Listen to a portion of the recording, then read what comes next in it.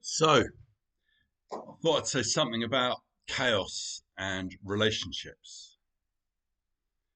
In theory, it should go in the west of the wheel, but I just suddenly thought this is all getting too schematic, and this is about chaos. It's like, yeah, I can find a neat place for everything, and okay, that can be one way of doing things. But it's just like part of me just starts to go, no, no, no, no. I need to bust out of this. So I'm not putting it anywhere on the wheel for now. I'm just going to talk about it. And I'm going to open with a little story from Lewis Madrona, the Cherokee Lakota guy that I've mentioned before. He wrote a book. He's written several books. Coyote Medicine was his first book, and that's well worth reading. He's both a conventional doctor and a traditional healer, and a lot of it's his own story of how he got there. Anyway, there's a certain point he gets to where he's got a family.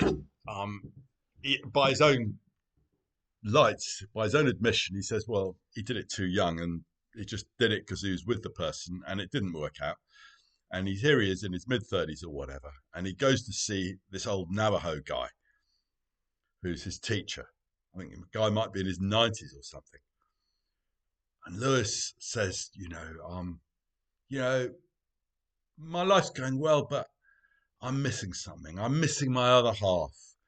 I haven't got a girlfriend. What should I do about that? And the old guy goes, Lewis, he goes, you've learned lots of things. You've got wisdom in many ways, but there's one way in which you may always remain stupid. Yeah. And that's that you believe in love. You've been watching too much Hollywood. So I thought that's an interesting one. It's a very interesting one because it's a very different perspective. Because, of course, we do believe in love. Yeah.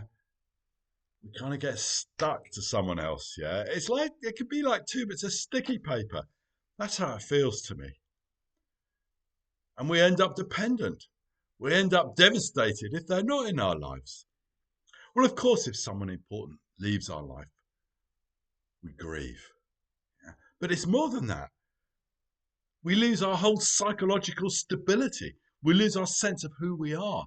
Our sense of who we are gets tied up with that other person. Now, in a way, yeah, that's also natural, and we're human. But chaos isn't about getting stuck to someone else because we lose sight of the chaos. Yeah? That underlying flow in existence, that underlying nourishing flow of life, of energy, from which we draw our own life. We're always coming back to that. That's what chaos is about. And so we've got to be careful with relationships that we don't lose that. I referred in an earlier episode to Kierkegaard, the philosopher who broke off his engagement and became a philosopher. In a way, the daemon demanded he did that. The creative force in us, which possesses us. It's not ours to possess, it possesses us, and we have to live by its lights. And it may be going, you need to be creative. You need the whole of you present. You don't need a big bit of you leaking off somewhere else. So we're going to have you single. Yeah. And you can go to all the dating sites you like, but nothing's going to work. You're just going to be wasting energy and wasting time and not getting on with what you need to. So I'm coming at it. My starting point, in a way, is celibacy. Going back to Lewis Madrona, the old teacher said, just get on with your life, get on with your career, look after your kids. And when the spirit wants to send you someone, if it does, then so be it. Well, we can sit there in this state of lack. Yeah, I need someone. I need another half. That's why it's called the other half. It's like we no longer stand upright. And so there's a big teaching in that. Chaos needs us to stand upright, to own ourselves, to stand tall, as I put it before. And if you are in a relationship, you come at it from that point of view. Two people standing tall and delighting in each other. It should be delight. And yet, they're the cause of so much misery, aren't they?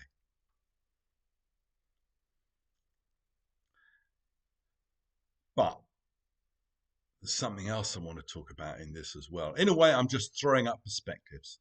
I'm throwing up what happens when it goes wrong. Because what often happens is it's an unconscious deal. You think you're getting together because of this, that, and the other. But actually, what we do when we start getting together with someone, we edit ourselves.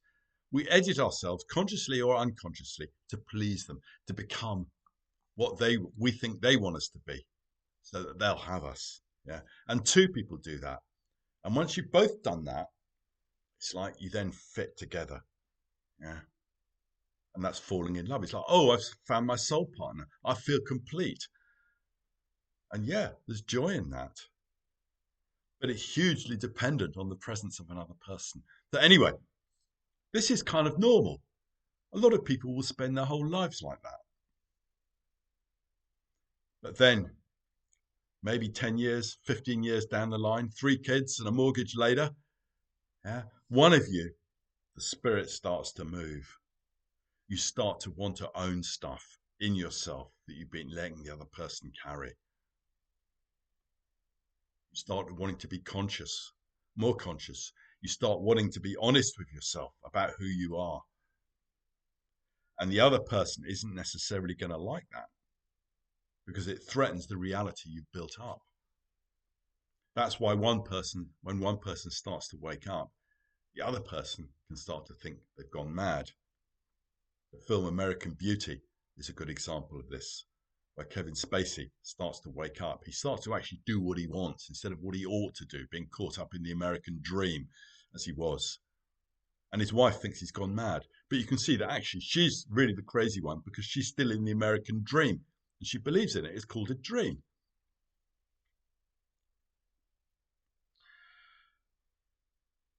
So,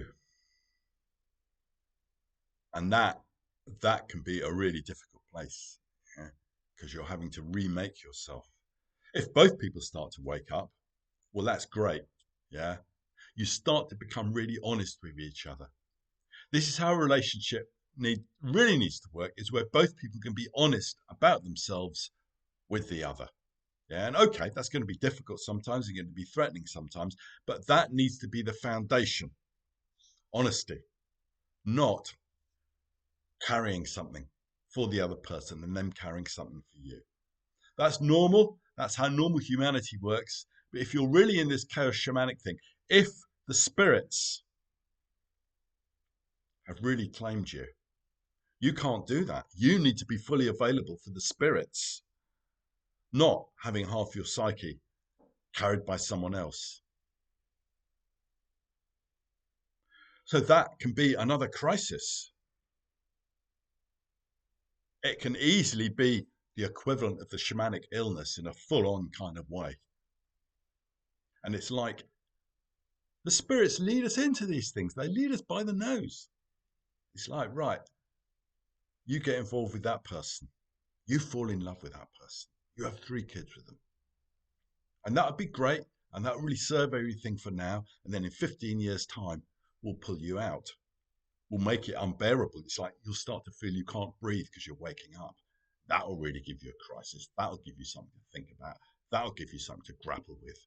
Yeah, because you'll feel that your life's at stake. Your psyche's at stake. Yeah. Who you are is at stake. You don't know who you are, but you know you can't be as it was anymore. So you're in this crisis out of which something new can be claimed. It's time to become independent. And it can be a long journey to that independence. Partners can carry all sorts of mother and father stuff for us. They take care of us. We imagine they're taking care of us in ways that our parents did. And of course, that doesn't get talked about because it's not romantic, it's not sexy, it's shameful, all the rest of it. But eventually, we need to own up to these things and start to take care of ourselves. And then we really can be vehicles for the spirit.